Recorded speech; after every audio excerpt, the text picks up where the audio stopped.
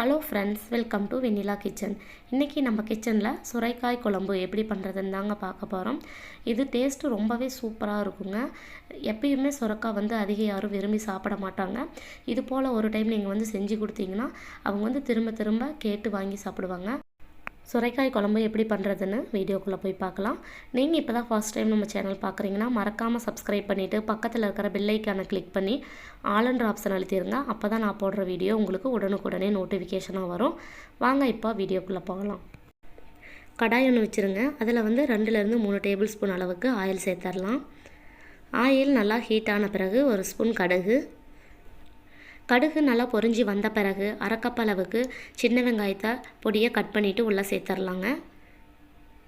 அடுப்பு லோ ஃப்ளேமில் வச்சுட்டு வெங்காயம் நல்லா கண்ணாடி பதத்துக்கு வர வரைக்கும் நல்லா வதக்கிக்கலாம்.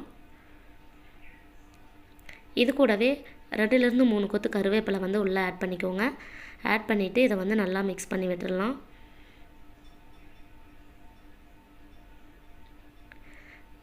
பாருங்கள், ஓரளவுக்கு கண்ணாடி பதத்துக்கு வெங்காயம் நல்லா வதங்கி வந்துருச்சு. இந்த ஸ்டேஜில் கட் பண்ணி வச்சுருக்கிற தக்காளியை நம்ம ஆட் பண்ணிக்கலாம். மீடியம் சைஸில் 2லேருந்து 3 தக்காளியை பொடியாக கட் பண்ணிவிட்டு உள்ளே ஆட் பண்ணிக்கலாம். ஆட் பண்ண பிறகு இதை நல்லா வதக்கி விட்டுக்கோங்க. தக்காளியும் வெங்காயமும் நல்லா வதங்கி வரணுங்க. ஒரு 2 மினிட்ஸுக்கு நல்லா வதக்கிக்கோங்க. தக்காளி ஓரளவுக்கு நல்லா வதங்கி வந்துருச்சு. இந்த ஸ்டேஜில் கட் பண்ணி வச்சுருக்கிற சொரைக்காயை உள்ளே ஆட் பண்ணிக்கலாங்க. பிஞ்சு சொரைக்காயை எடுத்துருக்கிறேன். விதை உள்ளதாக இருந்துச்சுன்னா நீங்கள் விதைகளெல்லாம் நீக்கிட்டு நீங்கள் உள்ளே சேர்த்துக்கோங்க. சேர்த்துட்டு இதை நல்லா ஒரு டைம் கலந்து விட்டுடலாம். சொரைக்காய் நல்லா வதங்கி வரத்துக்கு கொஞ்சமாக உப்பு சேர்த்துட்டு நல்லா கலந்து விட்டுருங்க. உப்பு சேர்த்தோம்னா சொரைக்காய் கொஞ்சம் சீக்கிரமாக நல்லா வதங்கி வந்துடும். சேர்த்துட்டு எல்லாத்தையும் நல்லா கலந்து விட்டுடலாம். அடுப்பை மீடியம் ஃப்ளேமில் வச்சுட்டு இது போல் நல்லா வதக்கிக்கோங்க. இதுக்கு தண்ணி எதுவும் சேர்க்காமல் ஒரு 2-3 மினிட்ஸ் வரைக்கும் இதை நல்லா குக் பண்ணிக்கோங்க. அதுக்கப்புறமா நம்ம மசாலா ஐட்டமெல்லாம் சேர்த்துட்டு தண்ணி நம்ம ஆட் பண்ணிக்கலாம். பாருங்கள், ஓரளவுக்கு நல்லா சொரைக்காய் வதங்கி வந்திருக்கு. இந்த ஸ்டேஜில் இதுக்கு தேவையான மசாலாலாம் நம்ம ஆட் பண்ணிக்கலாம். 1.5 டேபிள் ஸ்பூன் அளவுக்கு மல்லித்தூள், 2 டேபிள் ஸ்பூன் மிளகாய்த்தூள், 1 ஸ்பூன் அளவுக்கு குழம்பு மிளகாய்த்தூள், கொஞ்சமாக மஞ்சத்தூள் சேர்த்துட்டு இதை நல்லா மிக்ஸ் பண்ணிக்கோங்க.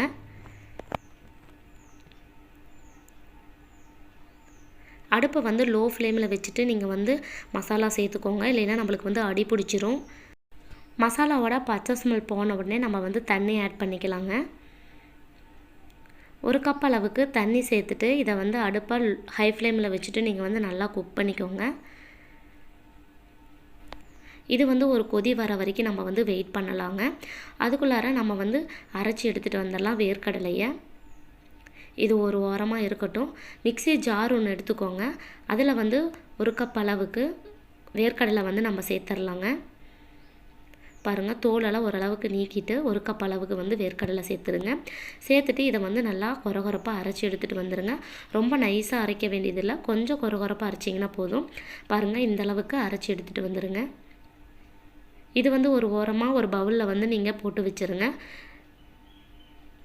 இது கூட 4லேருந்து 5 டேபிள் ஸ்பூன் அளவுக்கு துருவன தேங்காய் எடுத்துக்கோங்க. இதை கொஞ்சமாக தண்ணி சேர்த்து நல்லா பேஸ்ட்டு போல் அரைச்சி எடுத்துகிட்டு வந்துடலாம். இது ஒரு ஓரமாக இருக்கட்டும். பாருங்கள், நம்ம ஊற்றின தண்ணியெல்லாம் நல்லா கொதித்து வர ஆரம்பிச்சிருச்சு. இந்த ஸ்டேஜில் நம்ம அரைச்சி வச்ச தேங்காய் பேஸ்ட்டை உள்ளே ஆட் பண்ணிக்கலாம். சொரைக்காய் 3/4 பதத்துக்கு நல்லா வெந்து வந்துருச்சுங்க. இந்த ஸ்டேஜில் தான் நம்ம அரைச்சி வச்ச தேங்காய் விழுதை ஆட் பண்ணணும்.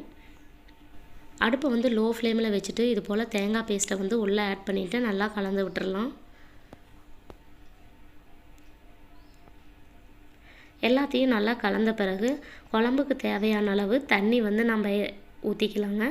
தேங்காயோட பச்சை ஸ்மெல்லாம் போகணும் இல்லைங்களா, அதனால் கொஞ்சமாக தண்ணி சேர்த்து நம்ம நல்லா குக் பண்ணி எடுத்துக்கலாம்.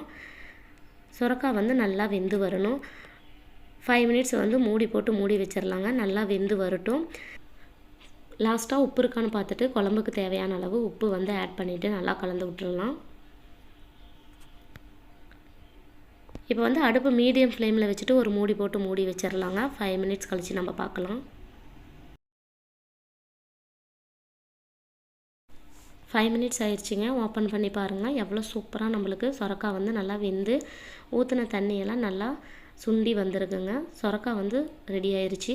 இந்த ஸ்டேஜில் தான் நம்ம வந்து அரைச்சி வச்சுருக்கிற வேர்க்கடலையை வந்து உள்ளே சேர்த்தணும். வேர்க்கடலை எப்பயுமே லாஸ்ட்டாக தான் சேர்க்கணும். அப்போ தான் நம்மளுக்கு மணமாக சாப்பிடவும் நல்லா இருக்குங்க. வேர்க்கடலையை சேர்த்துட்டு அடுப்பை வந்து லோ ஃப்ளேமில் வச்சுட்டு நல்லா மிக்ஸ் பண்ணி விடுங்க. அடுப்பை வந்து ஹை ஃப்ளேம் வைக்க வேண்டாம். லோ ஃப்ளேம்லேயே நீங்கள் வந்து வச்சுட்டு சேர்த்துடலாம். எல்லாத்தையும் ஒரு டைம் நல்லா மிக்ஸ் பண்ணி விடுங்க. வேர்க்கடலை சேர்த்த பிறகு நீங்கள் வந்து ரொம்ப நேரம் குக் பண்ணக்கூடாது. நம்மளுக்கு வந்து அந்த டேஸ்ட்டு போயிடும். அதனால் சேர்த்த உடனே கொஞ்சம் நேரத்தில் நம்ம வந்து ஸ்டவ் ஆஃப் பண்ணிடலாம். டேஸ்டியான சுரைக்காய் குழம்பு ரெடி ஆயிடுச்சுங்க. நீங்களும் இதே போல் செஞ்சு பாருங்கள். சாப்பிடாதவங்க கூட கண்டிப்பாக கேட்டு வாங்கி சாப்பிடுவாங்க. லாஸ்ட்டாக வாசனைக்காக மல்லி இலைகளை தூவிட்டு நம்ம வந்து ஸ்டவ் ஆஃப் பண்ணிடலாங்க. அட்டகாசமான சுரைக்காய் குழம்பு ரெடி ஆயிடுச்சு. நான் செஞ்ச மாதிரியே நீங்களும் செஞ்சு பாருங்கள். கண்டிப்பாக டேஸ்ட்டு ரொம்பவே நல்லா இருக்குங்க. அதுவும் ஒயிட் ரைஸோடு வச்சு சாப்பிடும்போது ரொம்ப அட்டகாசமாக இருக்கும்.